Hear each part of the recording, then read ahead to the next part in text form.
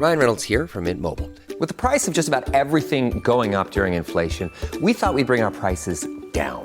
So to help us, we brought in a reverse auctioneer, which is apparently a thing.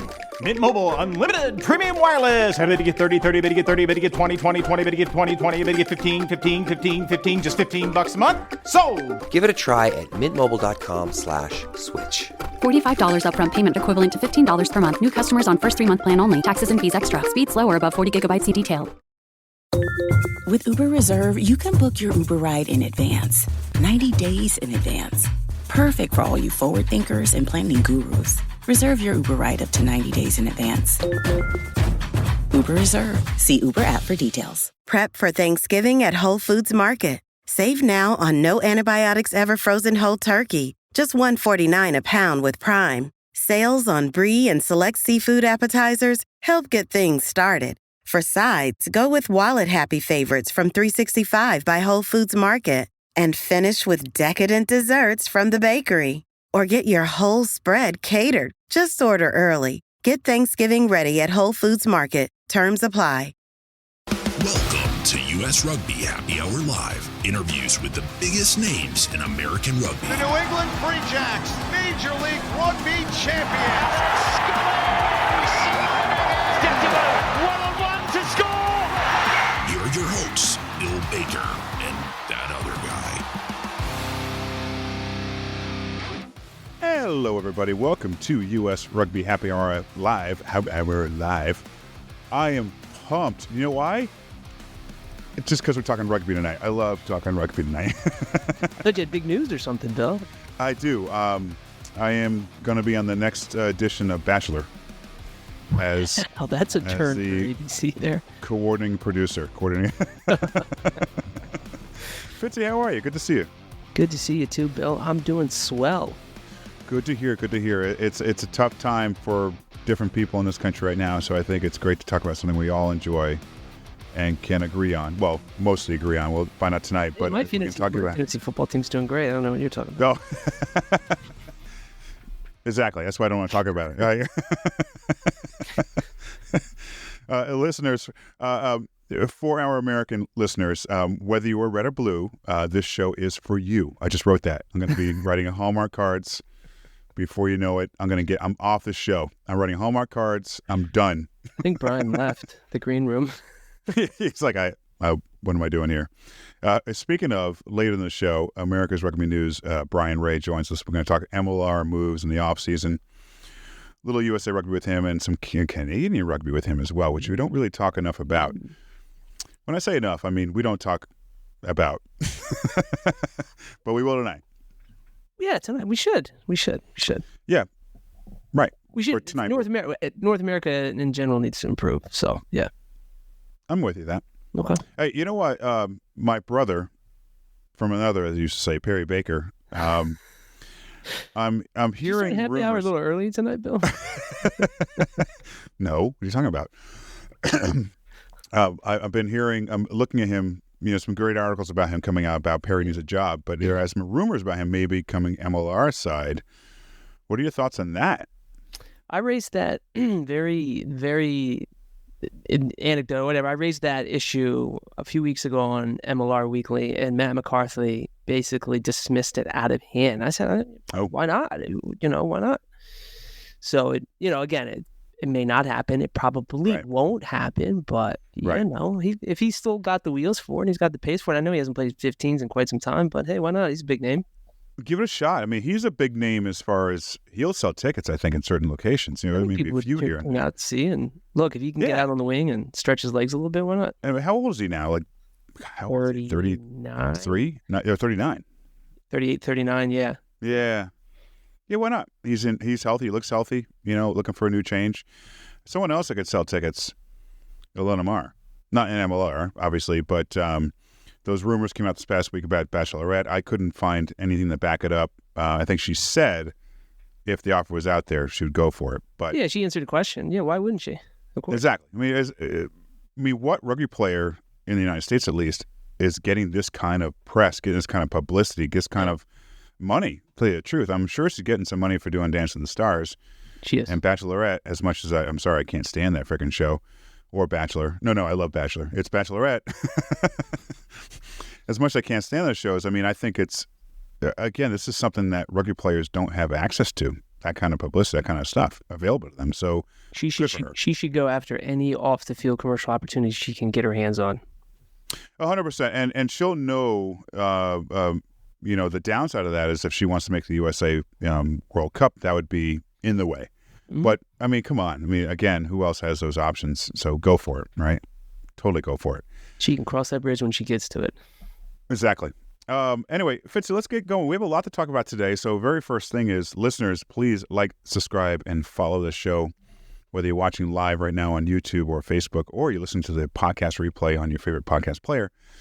Please subscribe and leave some notes for us. We've been getting some really good comments on on YouTube and some of our podcasts as well. So keep them coming. We love it.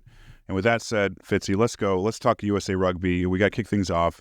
The men kick off this weekend against Portugal at 11 a.m. this Saturday on Flow Rugby. I have a fancy graphic for it. I haven't done this for a while. There you go, Flow. Right there. Look at that. I know. After Portugal, we have Tonga on November 16th. That is on Rugby Pass, which is free.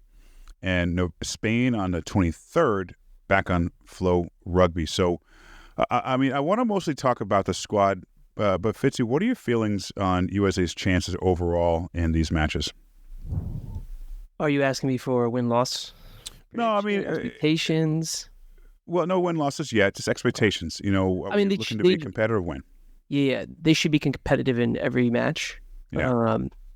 Granted, our last two results, at least the first time, the first match here in November against Portugal, our last two results are not very good. Portugal, right.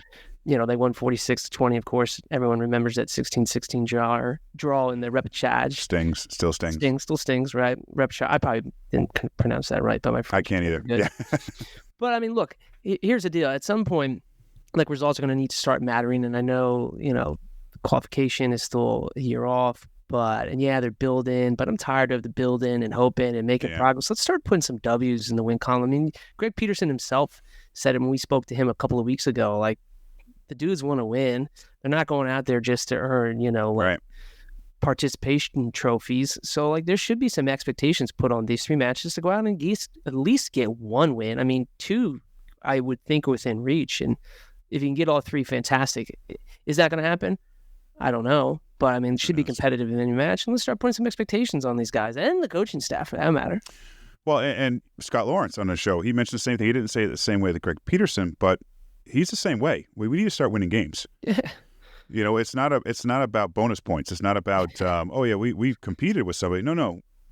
We're winning. And he said Fiji, Samoa, I believe it was, those are winnable games. They were in Japan also. It's like they could have, he felt like they could have won those games. So, which I think is good, whether they could have or not. Remember, I think it were much more winnable games than Samoa and Fiji, but yeah. But definitely Fiji and Samoa as well. I think Tonga's going to be tough, and they're all going to be tough matches. Yes.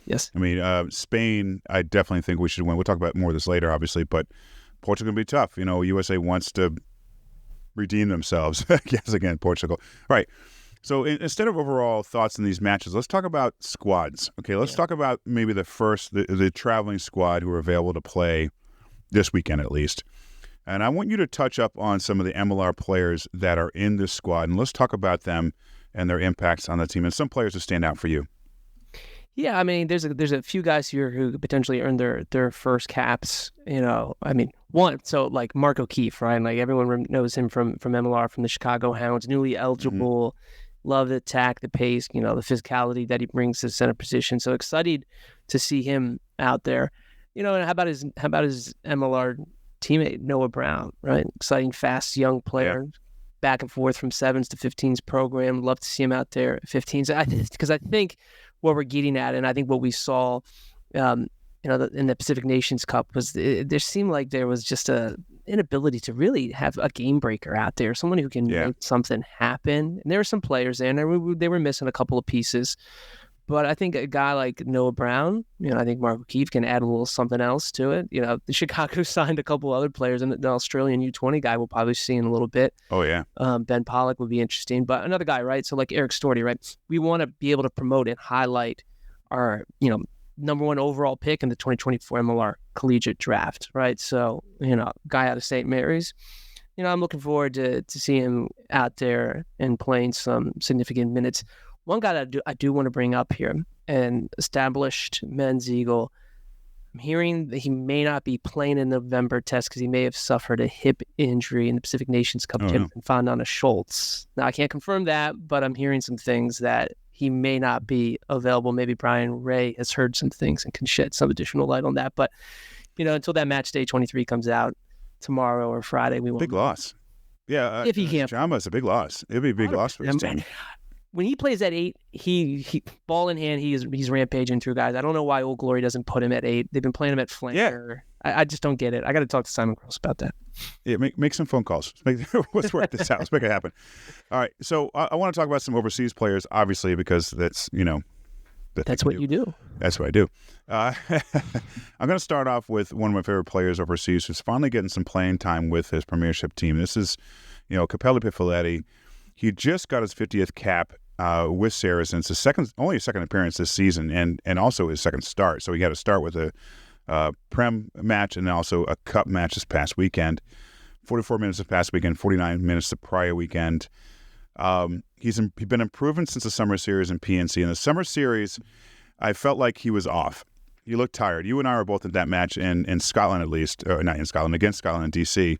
He looked tired. He didn't look very quick. So I believe with these minutes with the PNC, he's definitely a different player now. I think he's going to be extremely important to the success of this team. Another player is Ruben de Haas. He had a fantastic PNC, if you ask me. However, he hasn't suited up since the PNC, which I guess a bunch of MLR guys haven't either. But he's strong. He's really grown into himself. He's really matured. The schedule is confusing for his Cheetahs side. They have the Challenge Cup coming up in DC.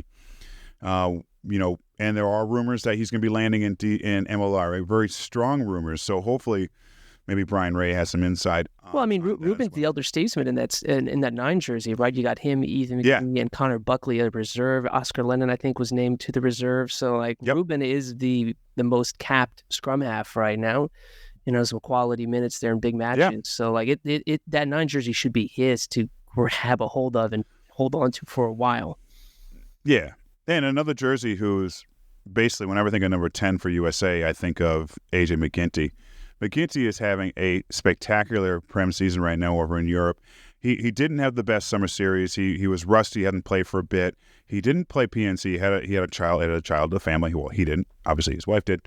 But he's had a great season so far with Bristol Bears. And to paint this in perspective, he has assisted 7 tries through 6 rounds in the Premiership this season. That ties the most in any major European competitions since records have began. And that ties with John Cooney for Ulster back in 2020-21. Elliot Daly, as recent as 2022 and 23 with Saracens, he has 69 caps with England. But also ties Jack Carty from the 21-22 season with Connacht. Now, Jack Carty is Luke Carty's brother. Luke Carty obviously is a U.S. Eagle. So AJ McGinty is some great ground right now. He's playing great this year. I'm so excited about him being out there and leading this team. I really feel like he's playing the best rugby he's ever played. So, Fitz, let's move on to reserves here real quick. I'm going to touch off right now with a few others who I think, if they're able to make it into the starting squads or get into play, they could be impactful. This first one, I'm excited about him getting his chance. Now, nope, that's not him. This is Nafi Ma'afu, who plays for Biarritz and Pro D3. His brother plays for Anthem, also plays number 8. Nafi finally got his second appearance. Now, Nafi has had some injury issues over the years with a number of French teams. But he did make, after his first start this past week, actually at number 8, the Pro D2 Team of the Week, 53 minutes at number 8, tallied 9 tackles. The week prior, came off the bench for 23 minutes at flanker. So I'm excited to see him. Also, I really do. I'm not sure why he's not on the first listing for this team, but we have obviously David Aniu. There's no top 14 in the next couple of weeks. It would be nice to have him in these matches. 300 plus minutes this season, 1 try, 7 appearances out of 9 matches, 4 starts. Toulouse is in first place. He has more appearances than DuPont, so obviously he's the reason why Toulouse is in first place. Clearly. Clearly. So with that said, what's your take on those reserves? Yeah, I would say I'm concerned that David Onui, and I love him, could be potentially getting poached back to Samoa. Is that possible? I mean, maybe I'm wrong. I hope I'm wrong. I know the top 14 doesn't like to play nicely with other units. That's true. And with the USA Rugby, but, we've got some issues and other stuff. We don't know about other players. But, we'll see, obviously. I mean, other players that I'm excited about, it just strictly MLR and Junior Gaffa, right? Of course, MLR Rookie of the Year. The dude was drafted by New England, loaned out to Anthem. Anthem was like, wait a second here. We want him back. And Tom kindly maybe raked him over the coals, so to speak. Like, you want him back? All right, well, you got to give us everything. Give us some stuff, yeah. Yeah, right. And I'm excited to see him out there. I hope he can get a match stage 23. Another player, just sticking with Old Glory DC, because that's the home MLR team I cheer for. But yeah, Connor Buckley, there he is. Nice young guy. He's a fun dude. We chatted, me and AKP, Alistair Kirschpool, we chatted with him on our Glorious Rugby podcast.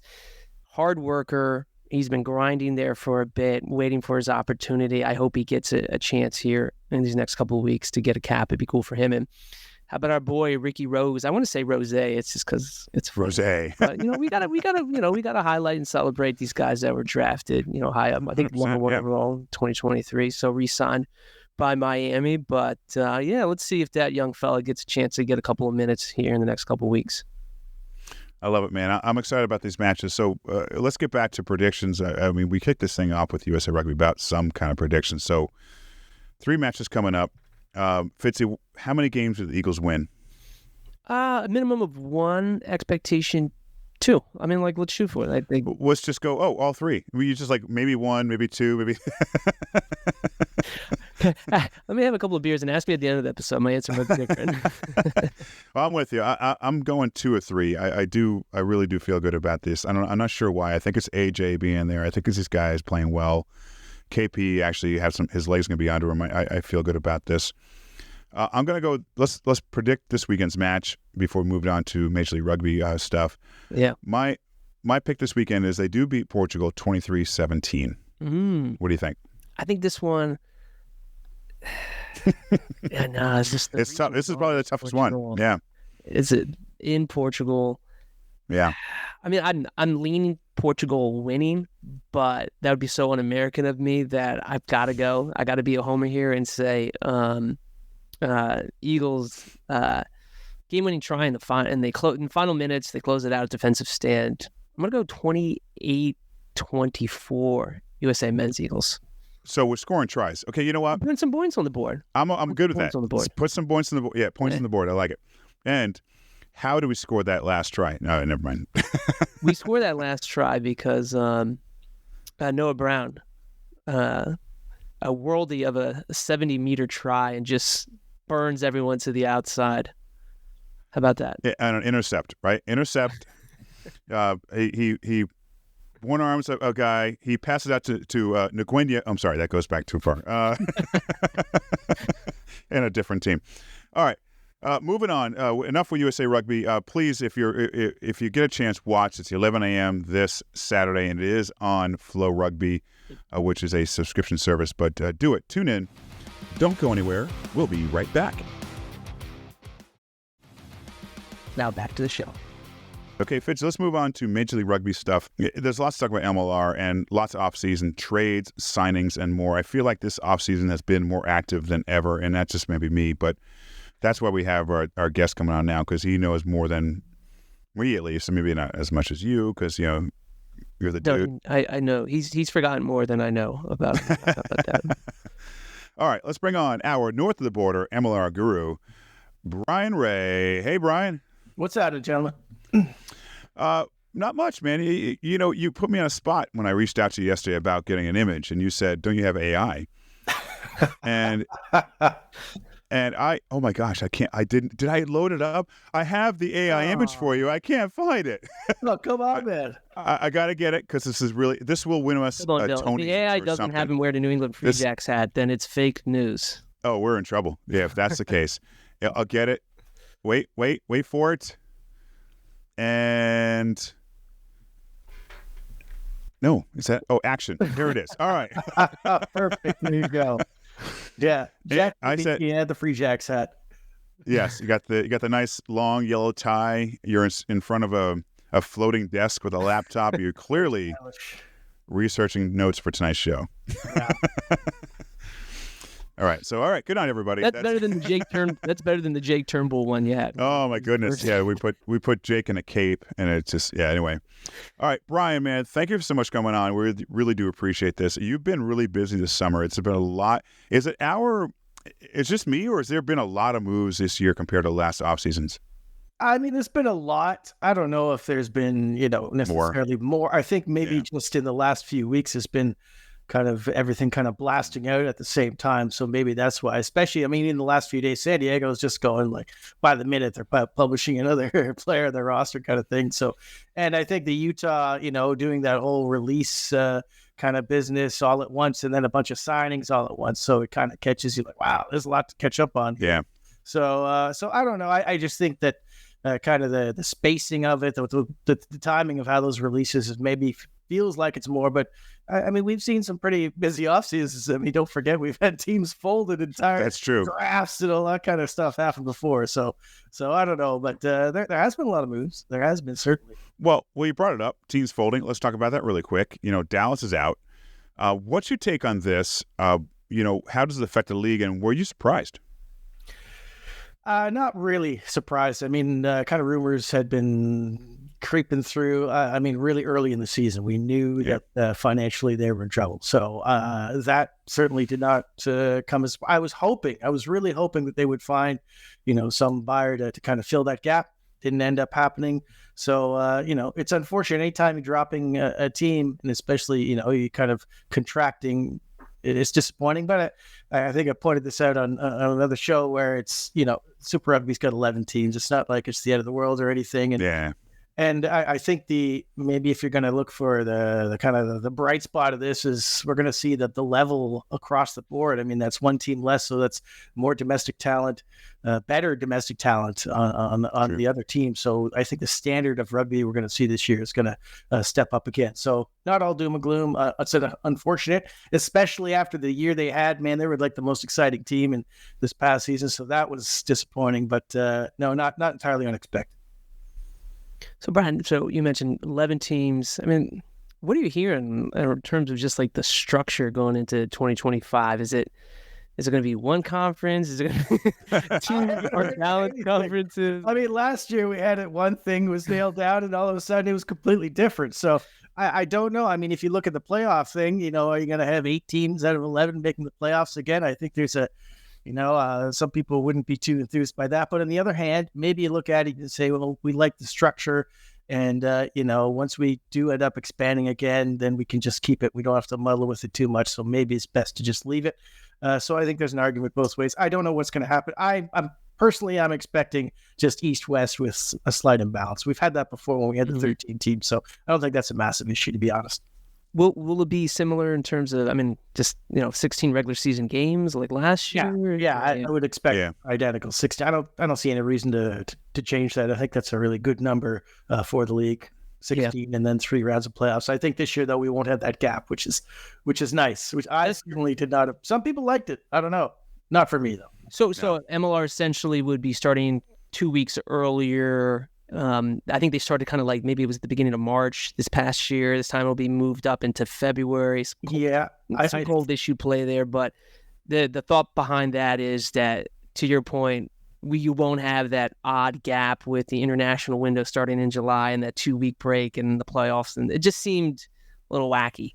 That sounds like that's going out, and it'll be and the other thing I think we might see this year, not confirmed, but because we got the 11 teams, there's going to be a bye every week, one team with a bye every week, right? So we might get, maybe the actual season might be like a regular season might be a week shorter because of that, just because you don't have to account for extra byes for teams. So I don't know exactly how it's going to work out, but yeah, we won't have. I'm very certain that we're not going to have that gap in between the regular season and the playoffs like we saw last year.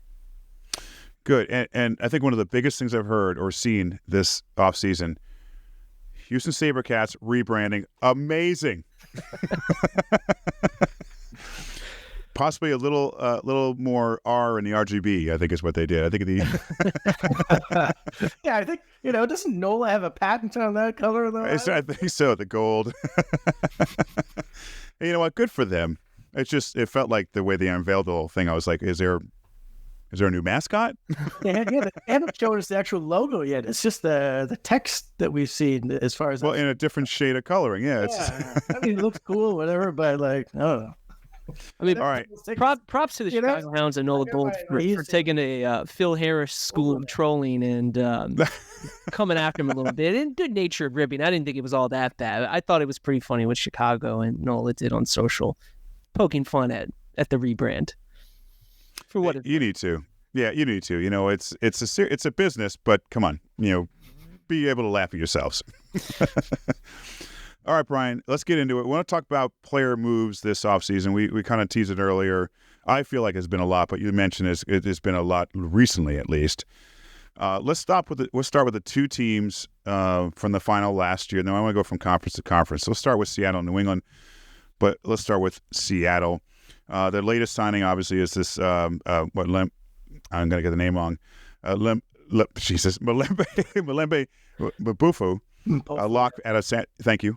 A Curry Cup player, South African, a pretty good signing for Seattle, a big dude. So let's talk about the signings from these two teams in the offseason and start with Seattle.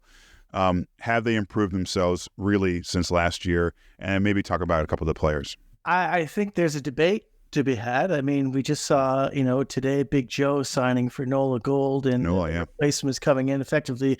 Karen Van Voeren, who's a very different player coming in from the Sharks. I mean, Big Joe's like an extra prop out there with his power, but he's also, pretty mobile for his size. Whereas Van Voeren's more, if you look at it, he looks more like a back rower. He's 6'2", 235 kind of thing.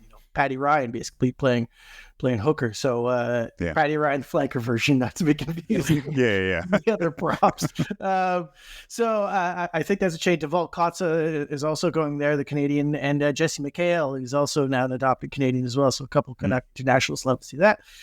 So a whole new slate of hookers they got. That's always going to change things. Also going to be changed at fly half. Mac Mason not with the team, unfortunately. He's been brilliant, but they got Rodney Iona coming in from NOLA. So I mean, almost is that confirmed that Mason's not coming back? Yeah, that's what I'm hearing. Anyways, that's why Rodney's coming in, because originally Rodney, I mean, he announced he was leaving NOLA quite a few months ago. He was meant to be going back home like Australia, New Zealand, down at the Pacific, but now he's going to, up to Seattle. So he's a very different player to Mason. Iona's early guy. He's more of a run and gun kind of fly half. He doesn't have that tactical boot that. I mean, he's a good kicker, but he's not the same as far as Mason's just ability to see the field with that boot. Is Mason out of MLR? As far as I know, I don't know that confirmed, but we'll see. But so that's a change. Mpofu coming in. I mean, you look at their second row stocks from last year. They had Drosty and Rhino Herbst in there.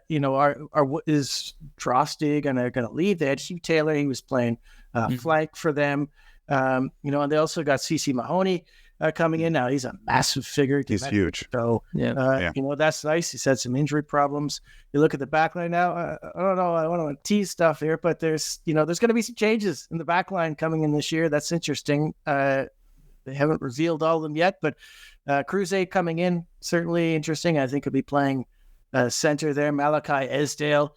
I kind of wish he'd come back to MLR sooner than he did. I know the but he's a flyer, so it's interesting. I don't know if I can look at this right now though and say that they're necessarily like a big step up or anything. They look more like lateral moves to me, to be honest. At Seattle right now, we'll see what. Well, tell me that Manoa and Dorotella have officially retired, because I always see them on the roster.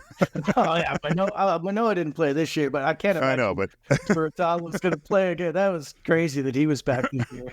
I know. They're in the crowd though, and they have their boots on them, and we need 10 minutes. Kickoff, yeah, just bonkers, fun stuff. How do you never? Brian, you mentioned more changes in the back line. I think Seattle's. I mean, they're fullback.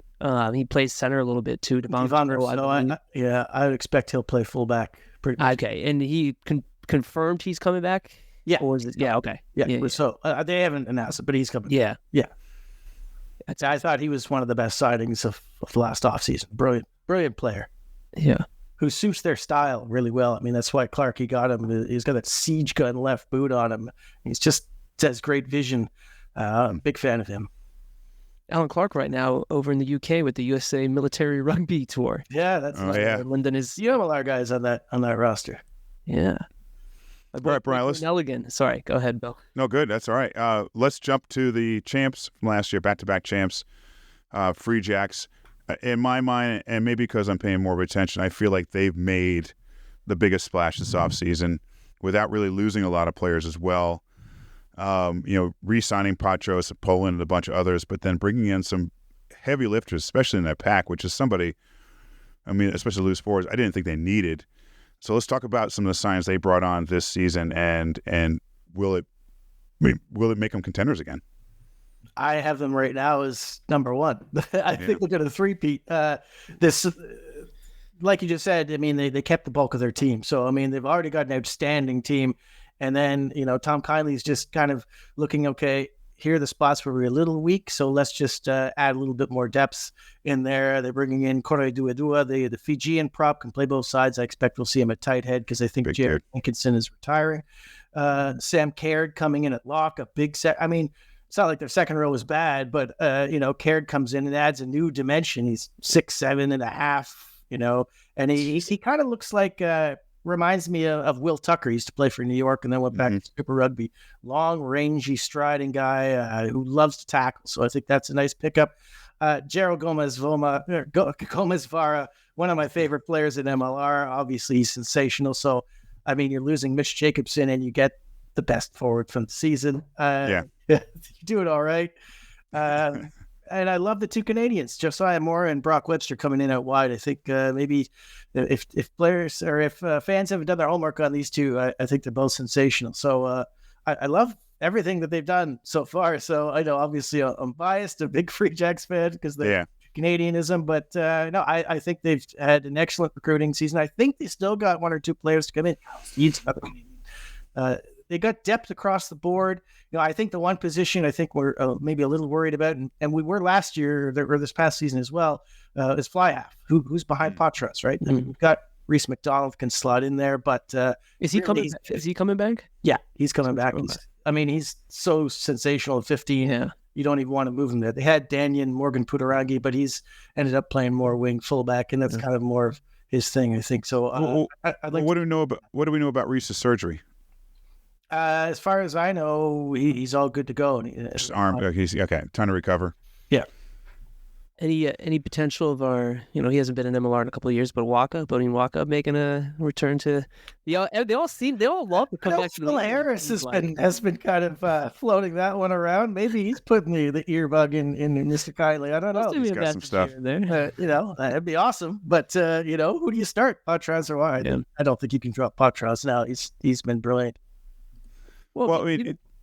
Go Fitzy. Well, I was just going to say, certainly it seems like they've restocked, reloaded, and are primed for a three-peat. Shout out Pat Riley, but there were some changes right in the coaching staff, and yes, Ryan Martin's obviously very familiar with the system, having been an assistant coach there for a number of years, and the new line-out coach that they brought in is supposed to be a maestro about the line-out. And the line-out sucked. The line-out's been bad there for a bit, too. Yeah, so there are some changes there. So if the season were to unravel, throw it out there, Brian. How would it not come together for New England? I think that the set piece was certainly a little bit of a concern last year. When JR got hurt with that knee, everyone was like, scrum is going to be trouble. And they really just kind of held on with that. But they're so good with their system play around the pitch, it almost didn't matter. I think if Senecal can really shore up that set piece, and certainly, he's got a reputation as being a very good coach up front, I think they're going to be tough to beat. I just think they're so drilled. And I think, bringing Ryan Martin back, you're losing Scott Matthew, who's so brilliant. I wanted him to coach Canada. And you get Ryan Martin coming back, who I think is an outstanding coach, a little bit different coach. He's such a great skills guy, and that really suits New England style. So I think they'll be fine. They will be. I'll do what I can to make sure they'd be fine. Just put a muzzle on Phil Harris for a little. Who's been, by the way, writing all kinds of comments tonight. I haven't posted them yet. I'll get there eventually. I'm losing my voice talking about this, but are there any Canadians not out there who haven't signed for the Free Jacks? Who might sign some?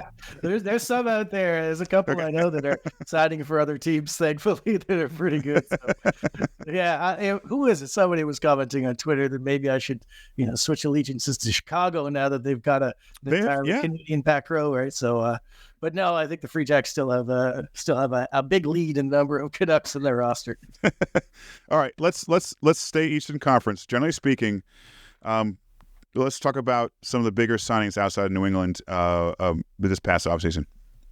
Yeah, well, I think the ones that come to mind right away are with Chicago, with Tim Sweal and Ollie Devoto coming in. Devoto was, he was a very good player in the Premiership. He was with Bath, and then he went to Exeter. He's playing England in the Six Nations just like 4 years. He did, yeah. Pretty recent, and it's just injuries really that derailed him. And 6'4" inside center with nice hands on him. I think he's a very nice fit for them. Tim Sweal's still in the Premiership playing with Saracens until he goes to Chicago. So, he'll be solid. He's a bit of a journeyman guy, but he's a good player. He'll fit in with their style. An out and out 10, which is kind of what they wanted to have with Luke Carty moving on. So, I think those are nice pickups there. Hamish Bain coming in from France, second row. I'm not sure which of the second row guys are leaving. Or if Merrick or one of Merrick or Scott is leaving, I'm not quite sure. Of course, Ben Lander retired, but he was playing mostly flank. So I'm not really sure what the change is there. They got OTP Folletti coming in to play loosehead. Again, I'm not entirely sure. I'm pretty sure they got Zuraj Vania, the Georgian prop, signed for a couple more years. Now, he did have that knee injury, so I'm not sure. And Nico Revol came in and did a good job from Dallas, too, as well. So I'm not sure if he's back. So what happens in the centers there? There's a lot of centers now.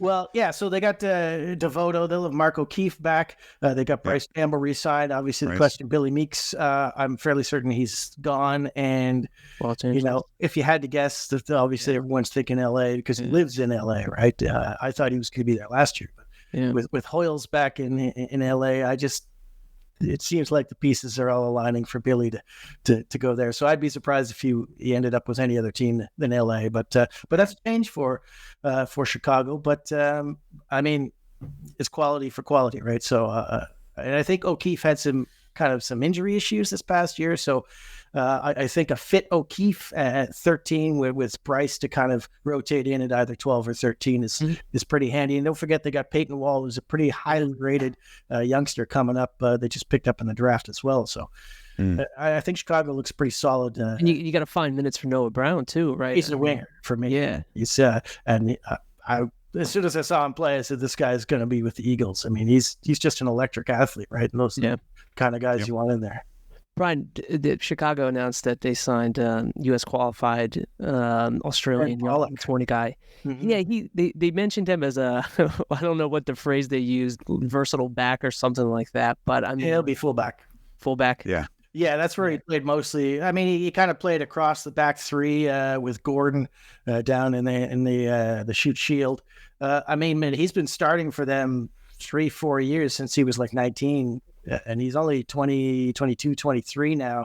Nice pickup. Australia U20s, he came close to making that team. Plays fullback, not a position that the USA has a lot of depth at.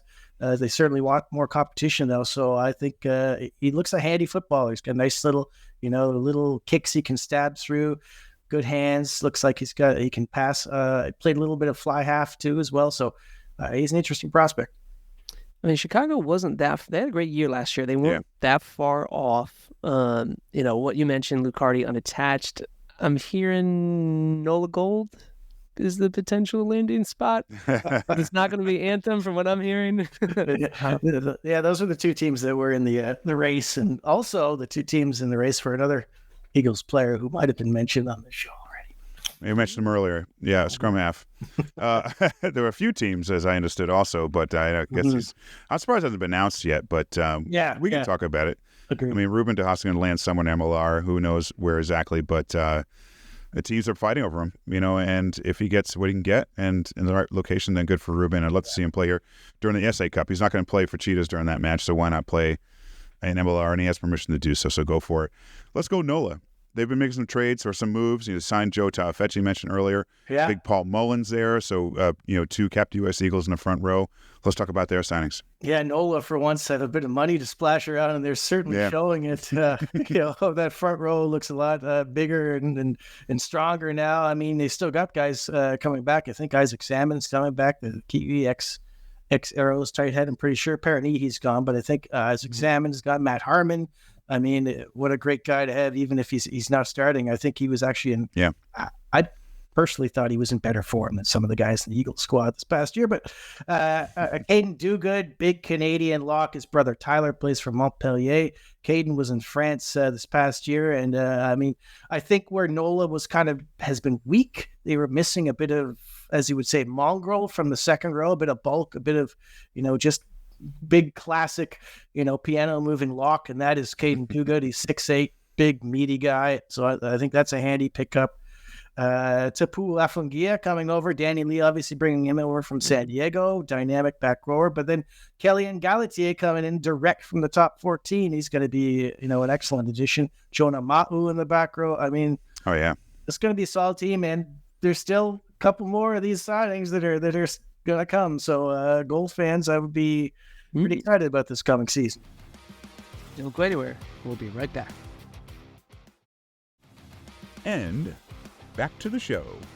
So let's jump to Anthem. All right.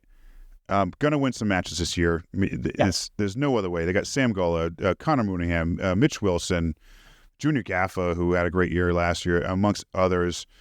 So let's talk about Anthem for a bit, and also their prospects of where they'll fit this year in the table.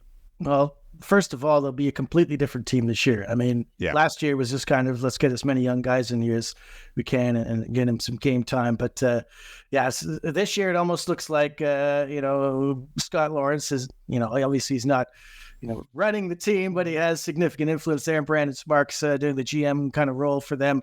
Alama Yaramia coming back as coach. Yeah. They're trying to get as many actual Eagles kind of together on this team, almost to build towards these qualifiers that are coming up. So we're going to see, you mentioned Gala, Makin Ali Khan coming in from Dallas, excellent flank. Probably the 2 starting flankers right there. I think there's a couple other experienced players. Alex Mon kind of been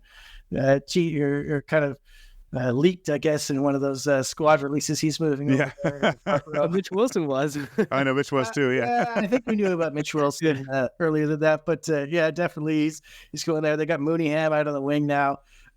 Some really exciting young players coming in there. I like this Alejandro Martinez Tapia from Lindenwood coming in. Yeah, big rangy, locker back row. I think his future's probably in the back row. They got a 6'6" second row named Reese Mitchell, 19 years old, coming in from South Africa, is U.S. eligible. Nice pickup there. Ethan Howard, probably not, a whole lot. If you're watching collegiate rugby, you probably know Ethan Howard. I guess he was with the U23s, but, he's coming in as kind of an unknown from Davenport, but he's a pretty solid athlete coming in at hooker, one to watch. And there's a couple of other senior Eagles I think I'm expecting to see get announced not too long. So, I think this is going to be a really American Anthem team this year. Like, I don't even know. Ishi Safodian, I guess, isn't quite U.S. eligible yet, but he will soon. Right. I can't even think of, off the top of my head, any other imports yet. So I'm interested to see if they bring in any or, who they're going to be. Brian, tell us how you really feel about Anthem trading their foreign import spot. Everybody does. I just fundamentally, I just don't agree. I would like to see the league get rid of that completely. Yeah. No more trading international slots. That's just me, though. I mean, whatever. Do what you're gonna do. Back to players real quick. Eric Storty, drafted number 1 overall. What do you think in terms of just, Anthem's going to give him a shot, right? Meaningful minutes. And I think the question is what position. He's such a creative player. He's so fun to watch. It looks like they're kind of looking at him as a 15, even though he's playing kind of more 13 with St. Mary's. He did play a bit of 15 there. I mean, he's the kind of guy who's almost ideal for that number 23 shirt at the international level because he can cover so many positions. But I just think he's an intelligent player. He's obviously comes from a rugby family, and he's just got all the skills, right?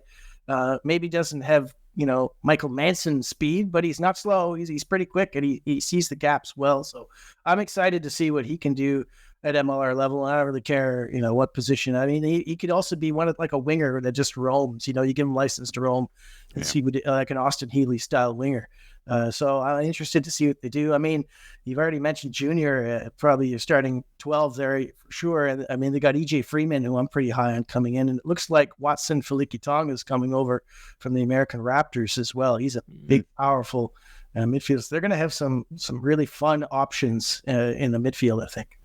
So let me ask you about one player. And I was at the inaugural match this past season, and I was stood there next to the pack doing warm-ups, and this monster stood up in front of me, 6'9", Lucas Gramlich, former football player. Yeah, 60. Does he have a chance? Because that guy is freaking huge. Yeah, well, I don't know. Is he on the team this year? I don't know. That's good. I just looked it up. He's still on the website, but it doesn't mean anything really. Yeah, so I don't know. I thought he looked better this past year than he did with the Raptors. Obviously, you hope that guy makes progress. I'm not sure, what his commitment is. Is he, still looking at football? Because I know he was kind of moving back and forth between rugby and football. Right. So I'm not sure what's going on there, but certainly he's got the size at international level, which is why they had him in the Eagles camp in the first place. So we'll see. We'll see what happens there. Anything else on the Eastern Conference, Fitzy? You want to ask about Old Glory, or should we move on to Western Conference? I want to get Brian's over-under on the number of wins Anthem's going to get in 2020. Oh, I like that too. Ooh, I think we'll see what the final squad shakeup looks like, but I'll give him 4 or 5. I think in a very tough Eastern Conference, tough Eastern Conference. Yeah, I think they'll be a team that's competitive every game. They're not going to be these losing by 40 points at all. I just hope MLR doesn't do what they did last year and made the Anthem play New England in their opener and their closer. Yeah, that was crazy. I agree. And pass for New England to open. I agree. Just saying, but 2 easy wins. That's why they won it all, Fitzy. That's the reason why they won it all. All right, let's jump to the Western Conference. Let's talk about bigger teams here. When I go through all the notes, Utah has gone like 180 as far as what they've been doing, and they're like, you know what, we need some quality. We want some Super Rugby players. We want people from Ireland, all blacks. I'm like, what's going on in Utah? Brian, what's going on in Utah? I was a bit surprised. I mean, when they kept Cooper, I knew they would make some changes, but I didn't expect that many. Now, the question I don't know how many of these guys were planning on leaving. How much was these guys saying, okay, I'd actually like to move somewhere else, or how much, it was Cooper saying, yeah, we're not going to keep you around. So I don't know the answers to that, but it was a lot of stalwarts. I mean, Paul Mullins gone, Thomas Tuavau's gone, Caleb Makane, who's been outstanding, a fullback for them. He's gone. Mika Kruse obviously has been kind of an institution for them. So a lot of big names, fan favorites. Nick Sushan, hooker comes in for 1 year, and he's got. I mean, Liam Coltman's coming in. It's not like it's like okay, but still, it's a lot of changes. It's a lot of changes for me. You're cutting literally half the starters, and I'm looking at the guys who are coming in. There's some good players there. I don't know if I'm looking at this and saying, on paper, are they big upgrades on what's leaving? I think there's a couple positions where you can say, yes, Coltman, obviously an ex-All Blacks hooker. He's going to be outstanding. I like D'Angelo Luila coming in, the Samoan. But again, like if Hodgson's back, are you playing this Luila competing for that 10 spot? Are you playing, Lasike is probably your top 12 when he's fit. Is it a rotation thing? So what are they doing with him? Jordan Trainer's a handy guy, but again, I'm a big Makane fan, so I think that's kind of a lateral, you're replacing a good player with a good player. So Gavin Thornbury, I think, is a nice pickup, the big giant Irish lock. He's playing in the Premiership now, so that's certainly an upgrade, I think. But overall, I think it's like some upgrades, but you're making so many changes to the squad that almost negates it sometimes. Yeah. So I don't know. I think the jury's out on Utah. Because you mentioned a couple of names like Joel Hodgson. We're not sure if he's coming back. I mean, he's he's steady. He's got this little prancy kick, but he's a steady guy. But like Michael Manson, assuming, Utah is going to bring him back. He was such a dynamic player for them. Makani, is he out of MLR, moving on to another squad? Or? I haven't heard anything really on him. He's an outstanding player, so I really don't know what the story was there. I was surprised that he was gone. I was fully expecting him to be back. Vice captain, he's been fixture at fullback for 2-3 years now, so, surprise. Dylan Nell, he was suspended. He had that incident, I think he was suspended about 6 or 7 games, but when he was out there, he was a force. Yeah, I think his name was not mentioned as one of the 16 or 17 that was released. I don't think. I'm expecting him to be back, and I'm expecting him to move to number 8 and probably have Bailey Wilson and this new fella Tamarel McGann playing on the flanks. I would think that's probably their back row, but we'll see. Frank Lahore's another one I haven't heard confirmed yet. I would assume he's coming back, lock or blindside. I think he's probably ideally a blindside, but his work rate is so high, he can fit in at lock. He worked there last year, so I don't know. We'll see. I got a lot of questions on Utah, to be honest. I'm interested to see what they do. Surprised you didn't bring up your boy Gabe Casey. Yeah, come on. When you look at the midfield, I'm just thinking like he's kind of he's kind of like insurance for when Lasike is not hurt, right? He's a good player, great player to have in there, but I don't know how much game time he's going to get. Spencer Jones, what's up with him? Is he back or not? I'm not sure. Well, Gabe's going to have to shave his hair, I think, because I think Utah has a rules about that. Unbirds Mattingly. It's right. So Utah seems obviously the one making the most moves in the West. We talked about Seattle earlier. When I look at the other teams, Houston, LA, San Diego, Houston, I think they're still, dumbfounded at how they were knocked out last year. And I haven't seen much out of them other than signing Davey again and whatever else. And then LA, I think you posted something about Micaiah Wynyard, La Rochelle player there, big dude, love to see him. And then San Diego also. Rodney's going to the other team, but this guy Brooke for a Manu Samoa player. Other than that, it's just I don't see a lot of moves in those 3 teams. Or am I missing things, Brian? San Diego, yes. I'm not saying that's the other thing, but there's some moves coming in for them for sure. Remember, there's a look at their backline: Gito, Nanu, Teo gone, right? So they've had a lot of big names depart. I think Greg Peterson's gone. I didn't know that. But I think, I look at the roster releases they just done. They've gone through the second rows, and it looks to me like they've replaced him with Jed Holloway, who's a very good player. He's a very experienced Super Rugby player, but I think that's the case. I'm not 100% on that, but it certainly looks that way. Then they've got their, Hewitt and Rivers coming back from Anthem. Brandon Harvey, who came in last year. So those are 3 big domestic locks, and then Holloway coming in. I'm assuming he's going to play walk because they've got Vili Elu and they've got, Paddy Ryan in the back row. They've got some players there. So I don't know. But there is certainly some other talent coming in to San Diego. As you mentioned, Brooke Tuamalatai, a tight head prop from Samoa, coming in to replace Luke Green. Darcy Breen's still there.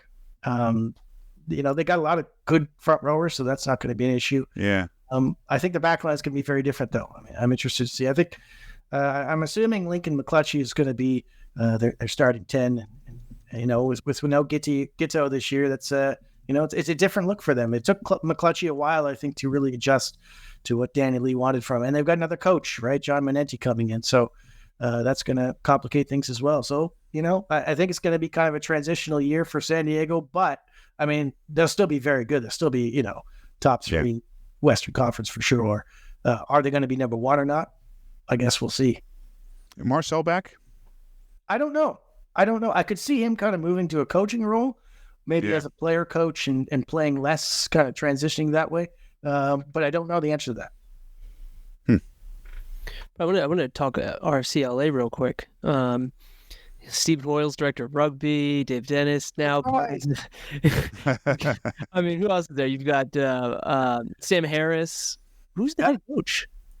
Hoyles, okay. So he is Hoyles. Yeah, Dave Dennis in the forwards and Harris would be kind of doing the attack. Yeah, it's a great coaching ticket.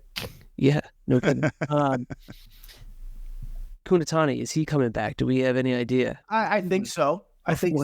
I mean, Fijians don't age. So, I mean, yeah, he was just brilliant. So I don't see why he wouldn't be coming back. I think he is. Yeah. I haven't heard anything to the contrary. So I'm assuming they're going to have some players coming in for sure. I mean, you're not bringing in Steve Hoyles without bringing some players with him. So there's certainly been some fun rumors making the rounds, whether they actually happen. Chaz, share one with us, Brian. I mean, we've heard, I can remember when the LA team first came and we heard all kinds of rumors coming out, every week is a different Australian Super Rugby guy. But, certainly they're talking about a test centurion coming over to LA, whether that's going to Michael Cooper? Not, we'll have to see. No. But yeah, I mean, there's some conversations. There'll certainly be some Super Rugby talent coming over for them for sure. It's just which ones they're going to finalize, we'll see. So yeah, look for some names to come over to LA. They haven't really done anything yet. VK Wynyard, they haven't even announced, but he's obviously there.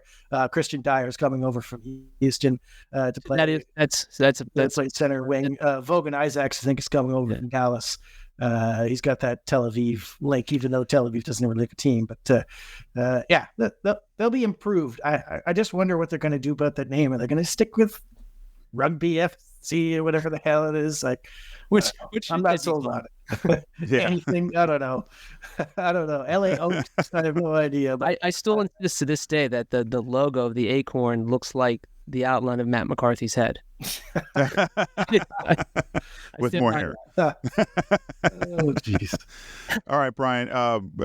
We want to talk a little USA and Canadian rugby. But before that, let's talk about your 4 top teams. I know it's too early, obviously, getting to the season. We're way too ahead of ourselves here. Top 2 Eastern, top 2 and Western. You go first, and I'm going to have Fitzy go second, and I'm going to agree with both of you. Go. I don't. It's so early. It's so early. I know. But... honestly, the only team I'm really confident that is going to be in at least the semis, because then it's just whoever's best of the day, is the Free Jacks. I'm confident that they will be right in the race near the top of the overall table in this one. We still got a lot of moves to come in. We've had a lot of action, but the bigger names I don't think have really come through yet. So really, yeah, I think there's a lot of important players still to be announced by teams. So I think we're still really early to make that call yet. Nice. Fitzy, you want to try? I mean, I'll put another team in there. We didn't really mention them. They made a couple of moves. Old Glory DC, they traded for Jason Emery center, versatile player. He could probably play a little fullback too for him if need be. Steph Hughes, the Welsh guy, he's a good player. I think he's really going to help them on defense. And chatting with Simon Cross, it seems like they're going to bring back a good part of that squad, and I think that continuity will help the team. They play in a great stadium. They love the grass field. Excited to see, but certainly if you look what Chicago is doing with these big signings and Nola Gold, I mean, Old Glory's going to have their work cut out for them if they want to get back to the playoffs for the 3rd straight year. But, it'll be, and with the anthem, Brian predicting 4 wins out of them, and it's going to be competitive there. And if don't discount Miami. They've got some money behind them, remember? So we, Tomas, they got some, Tomas Cobelli is coming back. Matias Orlando, a full season with him. He's a very experienced Puma centers. They're going to have some quality, and they've massively upgraded, particularly in the back row domestic stocks, picking up, they got Marquez Fulao coming in. They're picking up Calvin Erie coming in from Linden. Is Ardao coming back? What's that? Is Ardao? Yeah, Ardao is coming back. Echeverry is gone, but the PUC and Ardao are coming back. So they're going to be a good side. They'll be a better side this year, certainly. Yeah. All right. Let's go a whole different direction real quick. We're going to keep another 5 minutes here, Brian. Canada, Canadian rugby, back in action, taking on Chile. Help us out here. What's going on with the program? What are the chances against Chile? And, again, what's going on with the program? Well, most Canadians will be telling you doom and gloom. Nah. It's frustrating. I think the program is not going great. I think the quality of the players is actually kind of propping them up a little bit. It's good that we actually have some young talent coming through. They just named the roster tonight actually to play Chile, and Noah Flesch, the younger brother of Mason Flesch, is going to be starting an inside center, winning his first cap. He's certainly one to watch. Good athlete. I think you might be hearing more about him later this week from another team in MLR. there's lots of young guys. Some of these selections are really head scratchers for me, to be honest. And it's enormously frustrating to not have access to our best players. I mean, we're seeing a little bit of it with the Eagles right now. I think you mentioned David. I knew earlier. Don't worry, he's not going to Samoa. It's just a club thing. It's just he's playing with this club now. They need him. He'll be back in for the qualifier. That's just for ratings. We say that stuff for ratings. Yeah. And Nafi Mafu, similar thing. He kind of wants to get some game time with this club. I believe. I'd love to see him get a cap maybe in that third game. Me too. But I mean, Tyler Duguid playing for Montpellier, outstanding. Reese, an article kind of, suggesting he's going to play for. I don't think so. I think we'll be seeing him in the. France capped something like 14 locks this past year. It's not like he's short. I mean, throw us a bone here. This guy's Canadian born and bred. I expect his brother's playing with the team now. I expect we'll see Tyler with the Canadian team next year. But Tyler Ardron, he doesn't want to play these skit kind of games anymore. He'll come in maybe next year, hopefully. Evan Olmstead, I don't know if he'll ever come back to the team, unfortunately. Matt Bukaboom is playing over there, another second. Our team would look very, very different if we had actually all the best players, which is incredibly frustrating for Canadian fans. But so the chances for Chile, I mean, we don't really have any form to speak of. I guess the good thing is that Chile sometimes doesn't travel as well. This is in the neutral venue, so we played in Romania. So I think it's probably 50-50, to be honest. I haven't seen a lot of Chile. I think they're missing a couple players on this tour, though. I haven't seen a lot of their action this year, but I wouldn't expect them to be amazing. I don't think Javier Eisman, the big second row, is going to be available. I think he's playing with Agen or one of the French clubs. I think he's on loan right now. So that's a blow for them. So I'll say 50-50. Maybe Canada squeaks this one out, but certainly wouldn't be a record victory anyways. But I want to ask you a quick question. Staying on Canada, but on the women's side, arguably their best player, Sophie Goody, I believe she's coming back from ACL reconstruction. Unfortunately, she suffered right before the Olympics. Yeah. What are you hearing about her timeline and coming back for Rugby World Cup 20? Yeah, she recently got that, walking cast robo knee thing. Yeah. She's been going around. She recently got that out. She's walking around unaided now. So that's obviously a step in the right direction. So, yeah, we'll be seeing her springtime, I would guess. She's certainly on track to get back in a timely fashion. Really unfortunate injury, but, makes things happen. But certainly looking forward to their chances in the World Cup next year. Yeah. So let's talk USA Rugby for a moment here. Portugal, Tonga, Spain for them coming up next few weeks. All around the same rankings and world rankings. Not that matters that much, but how would you define a successful campaign for the Eagles against those three teams? I think a good record would be 2 wins from the 3. I would say 1 minimum, and then be close in the other 2. I think you guys mentioned earlier, it's time to start getting a couple of results here because they have the talent to do that. Now, I sat down, I kind of scribbled together kind of a potential Eagles, World Cup squad for 2027. I just wanted to kind of, see what I would come up with. And more than half the squad that I wrote down hasn't won a single cap yet. They've got a lot of talent that has yet to show up on this team. So, sometimes I do some whinging on Twitter about, moving things along. I think Scott's been a little bit conservative. I mean, I understand why. So it's not a big deal. I think we'll see a very different Eagles squad again next year. Well, maybe not entirely new next year, but certainly there's a lot of guys who can come in the next 3-4 years. A lot of what we're seeing is better athletes starting to come up.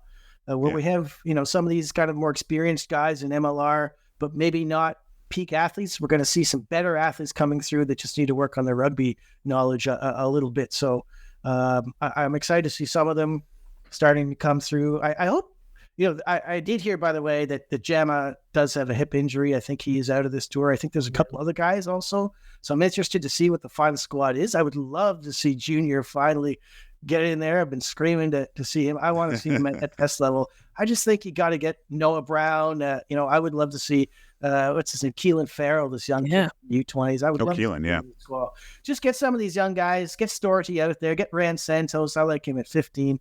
and get him some game time. And actually, I think Santos he's not. I think he's on the extended squad or something, or the non-travelings or something. But yeah. I just want to see some of these young X Factor guys, particularly the back line, come in and make a difference. So I think Portugal is going to be tough off the bat. They're a very good team. They've got a good squad. So I think that one's maybe a bit of an ask, but I think you can win the other two games. I think they're winnable. All right. Two last things for you, Brian. First thing, extremely serious. And Fitzy wrote this note down. Just in case you didn't like the question. How many times have you texted Alona to 21523 the last few Tuesdays? Come on. My goodness. That means 10 each time. Okay. She's just a machine, isn't she? Unbelievable. Can you imagine? Man, good for her. Get USA Rugby, just give her a job, in the marketing department or something, because night and day. I mean, she's just unbelievable. I should have ended with that one, Fitzy. That was too good. I'm curious, this last one then. Yeah. What's the last question? Boxers or briefs? No, kidding. All right. This is actually kind of serious. There's a World Rugby Chairman election coming up, okay, next week. 3 candidates, I believe. Fitzy, France, Italy, Australia. Yeah. Does the result of this election have, I don't know, any potential knock-on effects for rugby in North America? Funding potentially cut from Anthem, things like that.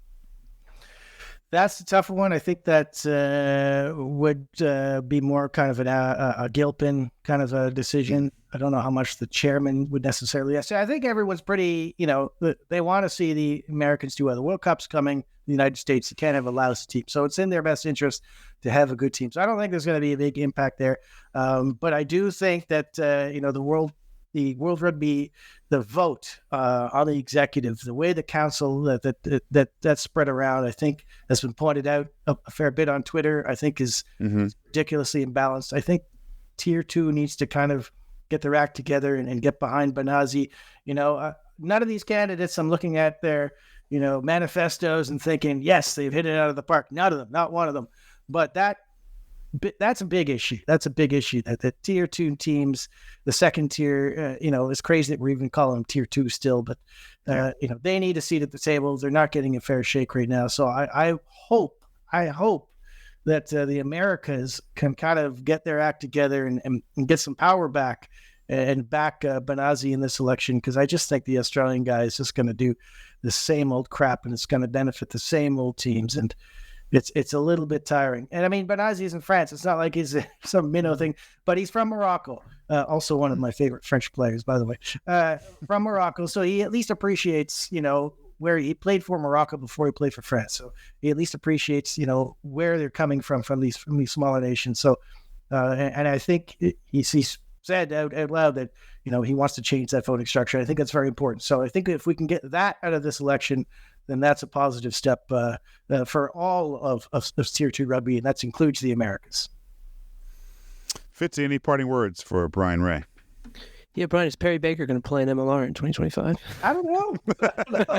I think he should be an ambassador for somebody. I think, I mean, it's the best, American Sevens player we've ever had. So it's kind of baffling that he's out there looking for a job. Why isn't he just a coach of the team or something? I mean, Simon Amor needs somebody. I mean, maybe Zach Test is doing it or something, but who cares? Get Baker too. I mean, you got to have him involved. Yeah. But yeah, if he wants to play, fine, whatever. I personally, I think, he's done enough, and you don't want to get your body beaten up every week, but hey, you're long retired, right? So if he wants to keep stretching those legs, then sure, give it a go. Play for Anthem. Let's see what happens. That's how I feel every week we do the show, getting beat up and then moving on to the next week. Bryan Ray, man, it's been a great time talking to you. Thank you so much for your insight on Major League Rugby moves, trades, everything is off season, and good luck to Canada this weekend. Believe it or not, Fitzy and I are pulling for Canada. We need it. All right, buddy. Thanks again. Cheers. Nice, man. Hey, buddy. Oh, it's a wealth of knowledge that you and I can only pretend to have. Oh yeah, absolutely. I mean, he just he does it. When I do that, I'm just making it up. I mean, you sound convincing though when you make it up, Bill. That's all that matters. It doesn't matter if I'm saying if I'm true. It's just a matter of being convincing when I say. Well, it's not what you say; it's what people hear. That's what I read somewhere. It's not what you say; it's what people hear that matters. My wife says that to me a lot. I know. What? I know. Huh? Were you talking to me? All right, man. That's good stuff. Everybody, thank you so much for tuning in. There's some great insight from Bryan Ray from America's Rugby News. And also, Fitzy and I did cover the USA game coming up this weekend against Portugal and the rest of the November series matches. Be sure to tune into those on Flow Rugby this weekend, Rugby Pass the following weekend, and then Flow again the weekend after that. Tune in and enjoy those games. Thank you so much for listening to us. Tune in next week. We'll chat again soon. Bye-bye.